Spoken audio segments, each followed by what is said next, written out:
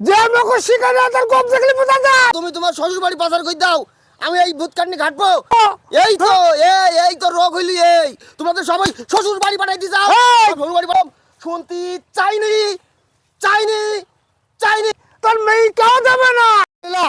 আমি ওই যে ছোট্টাটা গিয়ে এলাম যে শস্য বুনতে হবে, ধান কাটতে হবে, বিজলি ভাঙতে হবে। তার দেখো দিন বেলা এখন অনেক গেছে, তার কোনো খবর আছে? তার কোনো খবর আছে দেখো দিন। আর খিদেও লেগেছে, দুটো ভাত আনবে তা আমার সে লোক নেই। কি বলবো, ছোটবেলায় বাপ মরিয়ে বলি এত তোর আমি যে কি করতাম, আমার আর শান্তও নেই। হ্যাঁ, এই সংসারের সমস্ত দায় দায়িত্ব সব আমার। হ্যাঁ, খাবে সারাদিন থাকবে ওই মোড়ে থেকে করে বোট খেলা করবে, করে কি করে আল্লাহ সেই জানে। গাঁজা মত্তা খাই কি তা জানি।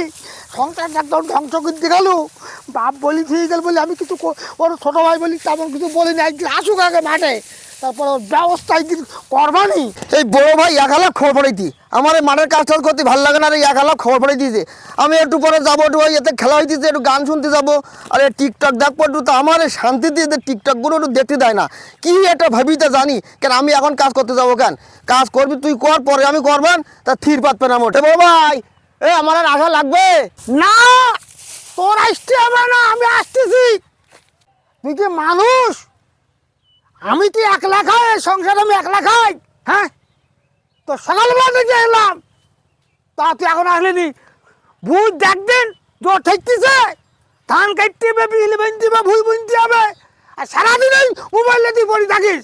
ওই আমি একটু মোবাইল টিপলে তুমি এরম করো, মোবাইল টিপলে এরম করো। তোমার যদি আমার এরকম পছন্দ না হয়, তুমি আজকে আমার জমি ভাগ করে দাও।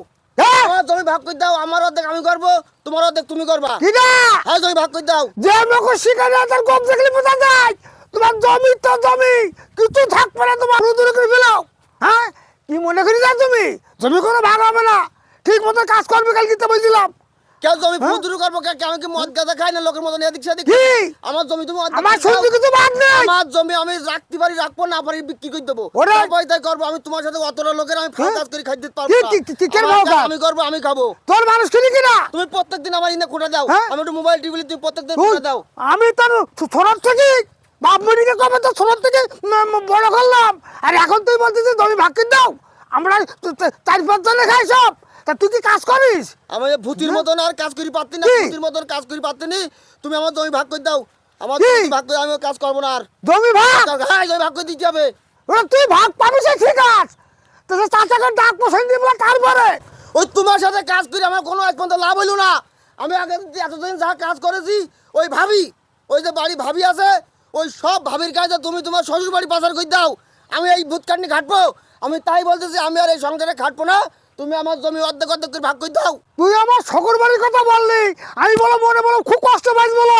এই তো রোগ হইলি। এই শ্বশুর বাড়ির কথা বললেই তো তোমাকে ফাটি যায়, শ্বশুর বাড়ির কথা বললেই তো তুমি কষ্টই যায়। তোমাদের সবাই শ্বশুর বাড়ি পাঠাইতে যাও, শ্বশুর বাড়ি পাঠাইতে যাও। তুই ভাবি তোর মার সমতুল্য সে, তোর সব ছোটবেলা থেকে লালন পালন করি যে, তোর ভাই বড় করি যায়, তোর ভাবির জন্য আমি একদিন তোর কিছু বলতে পারিনি।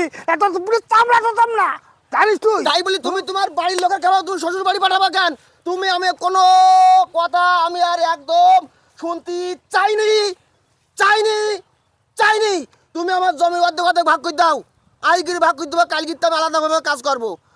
আমি আর নেই। তোর বিয়ে শাদী তোর মেয়ে কেউ দেবে না। আমার বিয়ে আমি দেখি নেবো, আমার মেয়ে আমি দেখি নেবো। এই এই ফোন থাকলে বের অভাব, এই এই কাদারের প্রয়োজন হবে, এই কাদারের প্রয়োজন হবে। দেখা যাক কি হয়। ভাগ করে নিয়ে যায় কাদারের প্রয়োজন হবে।